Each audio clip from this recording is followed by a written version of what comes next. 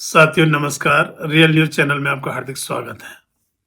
महाराष्ट्र में बीजेपी ने अपनी सरकार तो बना ली और मुख्यमंत्री देवेंद्र फडणवीस को भी बना लिया, लेकिन उसने बहुत कुछ खो दिया। यानी कि अब उसके सहयोगी दल जैसे एकनाथ शिंदे जैसे और भी हैं, सबके कान खड़े हो गए और अब वो हिसाब लगा रहे हैं कि बीजेपी को समर्थन करने वालों का हाल वही होगा जो दुष्यंत चौटाला का हुआ, जगन मोहन रेड्डी का हुआ, नवीन पटनायक का हुआ और एकनाथ शिंदे का हुआ। उसी कतार में अब आगे हैं नीतीश कुमार, चिराग पासवान और चंद्रबाबू नायडू। अभी तो यही है, बाकी और छोटे मोटे दल कई हैं। कुल मिलाकर जिस तरीके से भाजपा ने एकनाथ शिंदे के कंधे पर सवार होकर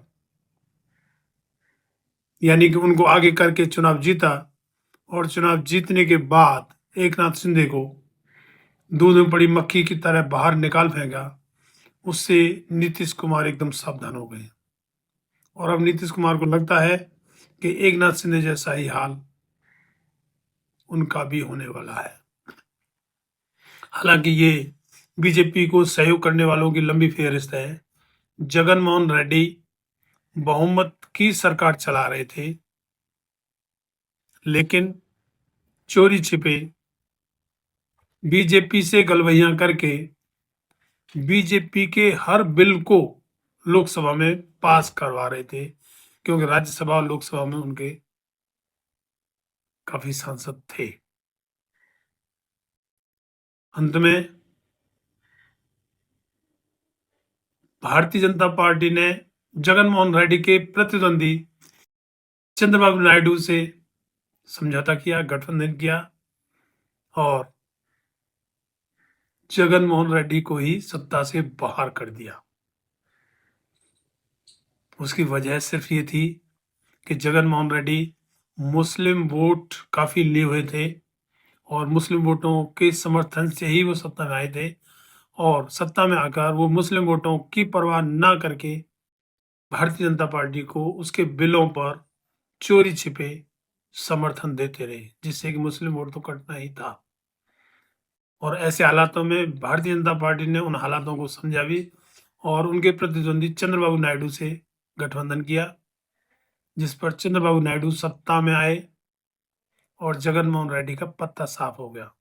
उसी तरीके से उड़ीसा के मुख्यमंत्री नवीन पटनायक बड़े धुरंधर थे, बहुमत की सरकार चला रहे थे, लेकिन चोरी छिपे भारतीय जनता पार्टी को लोकसभा और राज्यसभा में हर बिल पर समर्थन कर रहे थे, जबकि उड़ीसा में वो मुस्लिम वोट लेते रहे। उनकी बीजेपी के साथ गलवैया देखकर मुस्लिम वोट उनसे दूर हुआ और वहां तो भारतीय जनता पार्टी ही सत्ता में आ गई और नवीन पटनायक का पत्ता साफ हो गया। उसी तरीके के हालात भारतीय जनता पार्टी अब बिहार में भी बनाना चाह रही है, जहां नीतीश कुमार सावधान है। हालांकि नीतीश कुमार के बारे में कभी लालू यादव जी ने कहा था कि हमारे 32 दांत हैं मुंह में, लेकिन नीतीश कुमार के पेट में दांत है, आंतों में दांत है। नीतीश कुमार के आंतों में दांत है। तो नीतीश कुमार माहिर खिलाड़ी है राजनीति के। अब वो देखिए क्या करते हैं। जिस चिराग पासवान को भारतीय जनता पार्टी ने नीतीश कुमार के खिलाफ खड़ा कर दिया था, आज नीतीश कुमार और चिराग पासवान इकट्ठे मिल रहे हैं और आरजेडी के लालू यादव और तेजस्वी यादव से भी नजदीकियां बढ़ा रहे हैं।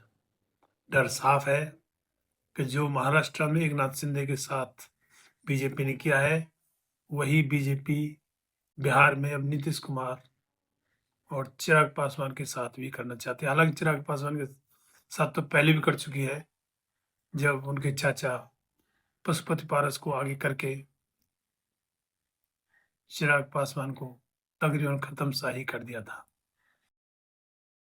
तो अब अगले धुरंधर, अब मामला वक्फ बोर्ड बिल का आ गया है।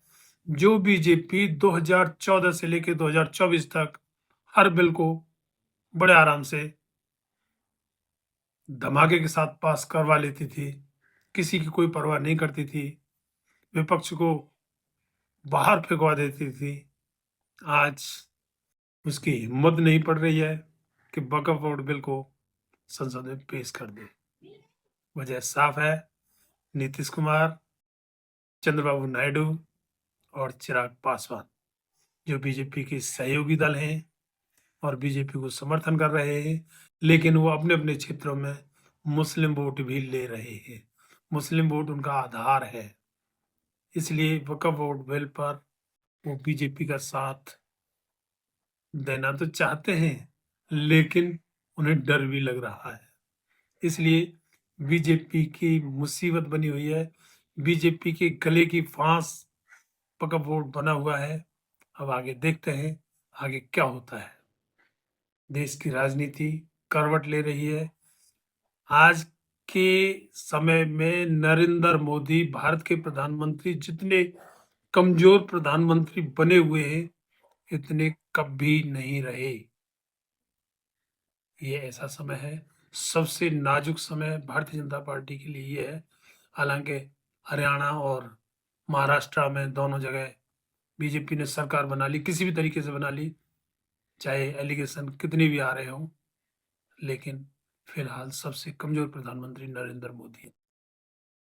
पोस्ट अच्छी लगी हो तो चैनल को सब्सक्राइब, लाइक, शेयर और कमेंट में अपनी राय जरूर दें कि इस समय वक्फ बोर्ड बिल पर बीजेपी या उसके सहयोगी दलों का क्या हाल होगा या किसकी स्थिति कहाँ रहेगी। धन्यवाद। जय भीम।